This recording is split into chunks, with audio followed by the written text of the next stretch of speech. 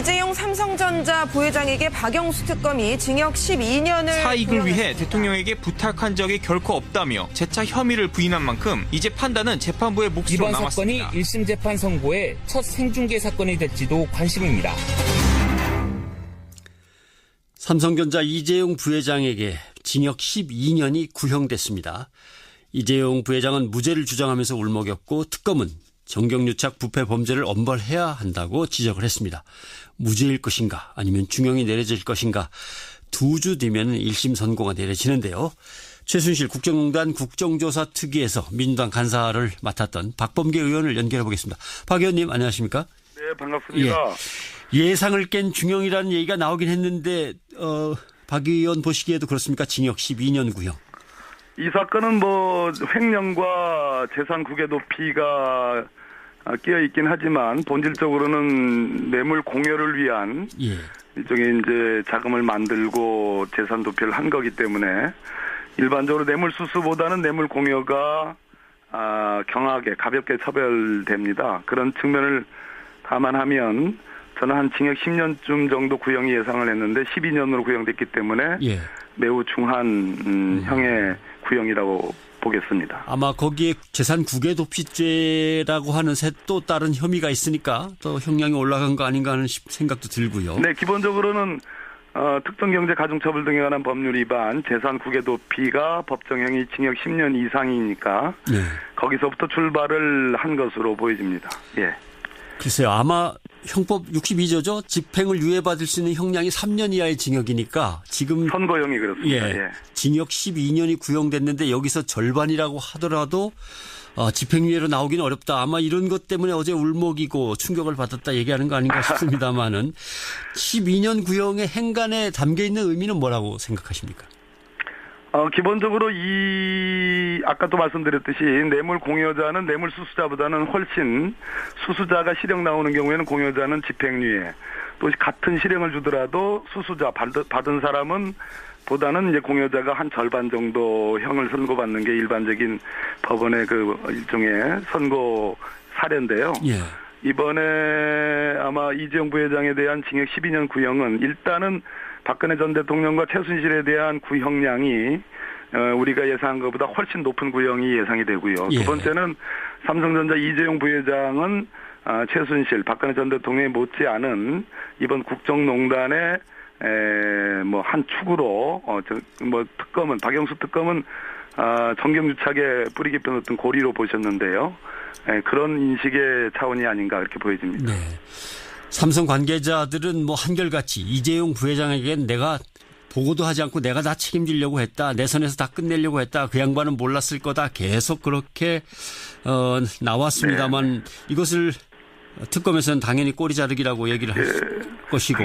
논리적으로 이게 말이 안 되는 것이 물론 제 견해긴 합니다만은 이제 전체적으로 공판의 과정 등을 보면 최지성 부회장 쪽으로 책임을 미루는 듯한 그런 분위기가 있었는데 이재용 부회장도 눈물을 이제 먹으면서 챙기지 못한 책임이라고 하는데 그 챙겼다는 게 최재성 부회장을 말리지 못한 책임이라는 취지인지 그건 이해가 안 됩니다. 그러나 중요한 거는 합병이 있었고 합병은 경영권 승계라는 효과를 드러냈고 그 승계의 효과는 이재용 부회장에게 귀속을 했고 문제는 공권력이 작용을 한 것은 법원이 인정을 했거든요.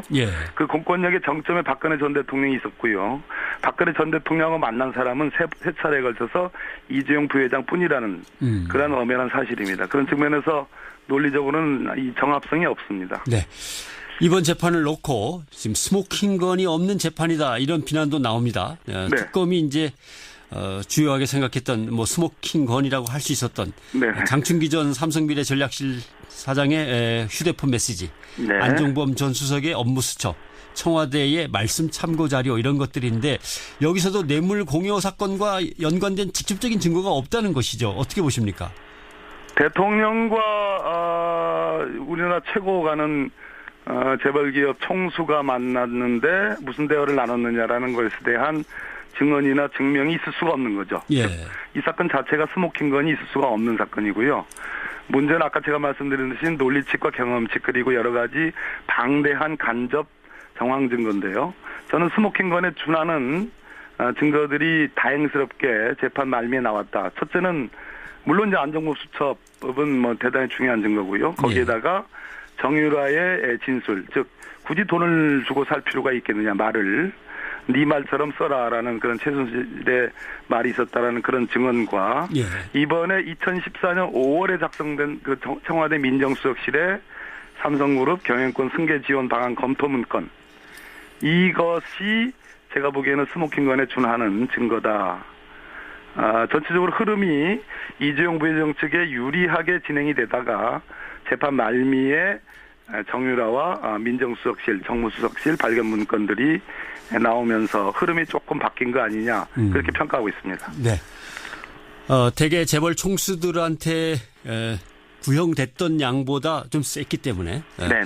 그리고 거기서 대개 보면은 글쎄요 한 70-80% 정도가 적용이 됐었는데 이번 구형은 어느 정도로 어느 정도로 받아들일 거로 생각하십니까? 네, 대 기자님, 예단하기는 어려운데요. 예단하기는 참 어렵습니다만, 예. 예, 아까 제가 말씀드렸듯이, 당초 이재용 부회장 또 박근혜 전 대통령 최순실의 이 뇌물 사건에 대한 공판의 흐름, 특검에 가장 중요하게 생각했던 이 공판의 흐름은 특검 쪽엔 다소 불리하게 진행되는 거 아니냐라는 것이 중후반까지의 관전평이었는데요. 예. 아까도 말씀드렸듯이 정유라의 전격적인 증언, 두 번째는 청와대 발견 문건, 이 부분에 대해서 법원이 증거 능력을 인정하고 채택을 했습니다. 예. 이 두 가지가 국면을 변화하게 한 중요한 저는 포인트라고 보고요. 삼성 이재용 부회장의 눈물은 여러 가지 의미로 해석될 수 있는데 더군다나 국민연금의 손해가 났느냐 안 났느냐는 그것은 범죄 구성 요건에 해당하지 않는 겁니다. 예. 손해가 없었어도 이거는 범죄가 성립될 수 있는 거거든요. 뇌물죄는. 네. 그렇기 때문에 국민 감정에 호소했다는 얘기는 일단 삼성 쪽이 좀 불리하게 보는 거 아니냐라는 저는 그런 판단이 작용한 거 아니냐고 보여지고요. 그렇다면은 선고 형량도 꽤 높게 나오지 않을까. 예. 유죄로 간다면요. 네. 알겠습니다. 예, 저는 유죄 가능성이 다소 높아진 거 아니냐 이렇게 보고 있습니다. 네. 이재용 부회장의 1심 선고가 이제 25일로 잡혀 있습니다. 대법원이 이 주요 사건의 1, 2심 선고에 TV 생중계를 허용한다고 밝혔는데 선고 생중계가 될까요? 대법원이 이제 촬영에 관한 규칙을 이번에 개정을 했는데요. 예. 1심 재판장 입장에서는 세기의 재판입니다. 그리고 어느 정도 제가 보기에는 이미 오랫동안 재판했고 집중적으로 했기 때문에 심증, 마음의 결론이 이미 나 있다고 보여지고요. 예. 그리고 이제 재판부 배석 판사들과 이제 합의 절차가 있고 판결문을 선고보다 훨씬 전에 써놓습니다. 네. 그렇기 때문에 선고일 당일에 국민들에게 알 권리 차원에서 일종의 이제 방송을 할 가능성이 높고 그것은 재판부 입장에서는 세기의 재판을 국민에게 알리는 것이기 때문에 주권자인 국민 아니겠습니까? 예. 그럼 뭐 부담의 문제는 아니라고 보여집니다. 네. 이런 예단에 관련된 질문이 네네. 자꾸 나와서 죄송합니다만은. 괜찮습니다. 야, 이거 국민들한테 생중계되는 장면인데 하면서 뭔가를 준비하다 보면은 뭔가 판단에 조금 이렇게 영향을 미치게 될까요? 이런 것도? 뭐 사람의 하는 재판이니까 뭐 전혀 뭐 유무형의 그런 요소가 없다고 볼 수는 없겠습니다만 이미 제가 아까 조금 전에도 말씀드렸듯이 이 재판 자체가 집중적으로 오로지 이 재판부는 이 사건만 봤을 겁니다. 예. 이 소위 이제 국정농단 재판 사건만. 그렇기 때문에 저는 어떤 심증의 결론을 한 90% 정도는 재판부가 내고 있기 때문에 예.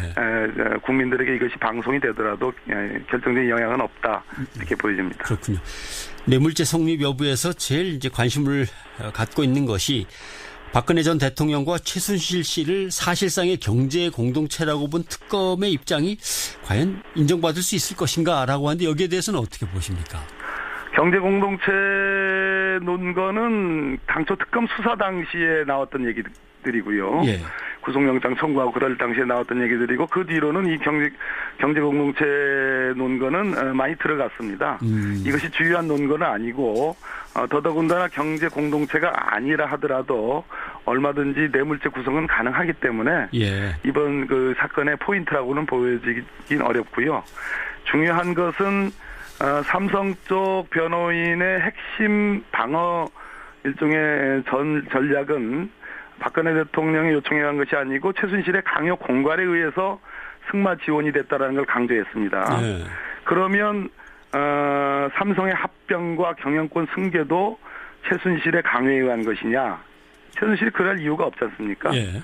그러니까 그 전체적으로 우리가 어떤 그 법조인들이 뭐 판사든 검사든 변호사든 전체적으로 어떤 문건을 써내려갈 때 판결문부터 뭐 공소장이든 또는 변론 유지서든 변호사에 써내려갈 때 소위 논리의 정합성, 아구가 맞는 그것을 굉장히 중요시 여기는데 이재용 부회장의 눈물, 책임 운운 그리고 최순실의 강요 공갈 얘기 그러나 현실적으로 만난 사람은 이재용 부회장 그리고 이 승계의 이 효과는 이재용 부회장이 누리는 것 이것을 감안해 보면 전체적으로 아구가 맞지 않는다. 소위 예. 정합성이 없다. 이렇게 보여집니다. 네. 제가 아무리 못났어도 서민의 노후 자금인 국민연금에 손해를 끼치고 욕심을 내겠습니까? 라고 했는데 이 부분의 눈물은 약간 악어의 눈물이라고 보시는군요. 뭐 예. 표현은 이제 동의하지 하기 어렵습니다만 예. 어쨌든 포인트 뇌물 공여 수수의 본질이 성립하는 부분과 관련해서 국민연금이 손해가 났느냐 안 났느냐는 예. 것은 요건이 아닙니다. 네, 알겠습니다. 오늘 도움 말씀 고맙습니다. 네, 감사합니다. 예. 최순실 국정농단 국정조사 특위의 민주당 간사를 맡았던 박범계 의원이었습니다. 2년 구형의 행간에 담겨 있는 의미는 뭐라고 생각하십니까? 기본적으로 아까도 말씀드렸듯이 뇌물 공여자는 뇌물 수수자보다는 훨씬 수수자가 실형 나오는 경우에는 공여자는 집행유예 또 같은 실형을 주더라도 수수자 받은 사람은 보다는 이제 공여자가 한 절반 정도 형을 선고받는 게 일반적인 법원의 그 일종의 선고 사례인데요. 예.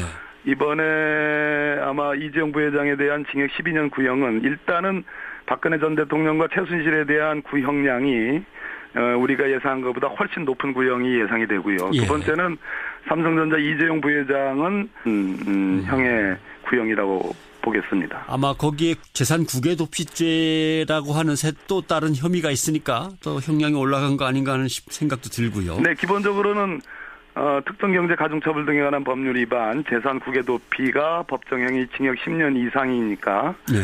거기서부터 출발을 한 것으로 보여집니다. 예.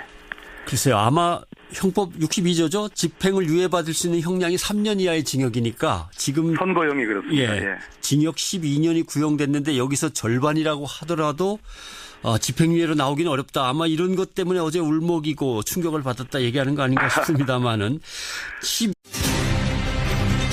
이재용 삼성전자 부회장에게 박영수 특검이 징역 12년을 사익을 위해 대통령에게 부탁한 적이 결코 없다며 재차 혐의를 부인한 만큼 이제 판단은 재판부의 몫으로 이번 남았습니다. 사건이 1심 재판 선고의 첫 생중계 사건이 될지도 관심입니다. 삼성전자 이재용 부회장에게 징역 12년이 구형됐습니다. 이재용 부회장은 무죄를 주장하면서 울먹였고 특검은 정경유착 부패 범죄를 엄벌해야 한다고 지적을 했습니다. 무죄일 것인가 아니면 중형이 내려질 것인가 2주 뒤면 1심 선고가 내려지는데요. 최순실 국정농단 국정조사 특위에서 민주당 최순실 박근혜 전 대통령이 못지않은 이번 국정농단의 뭐 한 축으로 특검은 박영수 특검은 정경유착에 뿌리 깊은 어떤 고리로 보셨는데요. 그런 인식의 차원이 아닌가 그렇게 보여집니다. 네. 삼성 관계자들은 뭐 한결같이 이재용 부회장에겐 내가 보고도 하지 않고 내가 다 책임지려고 했다. 내 선에서 다 끝내려고 했다. 그 양반은 몰랐을 거다. 계속 그렇게 나왔습니다만 이것을 특검에서는 당연히 꼬리 자르기라고 얘기를 할 것이고. 논리적으로 이게 말이 안 되는 것이 물론 제 견해긴 합니다만은 네. 이제 뭐 전체적으로 간사를 맡았던 박범계 의원을 연결해 보겠습니다. 박 의원님 안녕하십니까? 네, 반갑습니다. 예상을 깬 중형이라는 얘기가 나오긴 했는데 박 의원 보시기에도 그렇습니까? 징역 12년 구형. 이 사건은 뭐 횡령과 재산 국외 도피가 끼어 있긴 하지만 본질적으로는 뇌물 공여를 위한 예. 일종의 이제 자금을 만들고 재산 도피를 한 거기 때문에 일반적으로 뇌물 수수보다는 뇌물 공여가 경하게 가볍게 처벌됩니다. 그런 측면을 감안하면 저는 한 징역 10년쯤 정도 구형이 예상을 했는데 12년으로 구형됐기 때문에 예. 매우 중한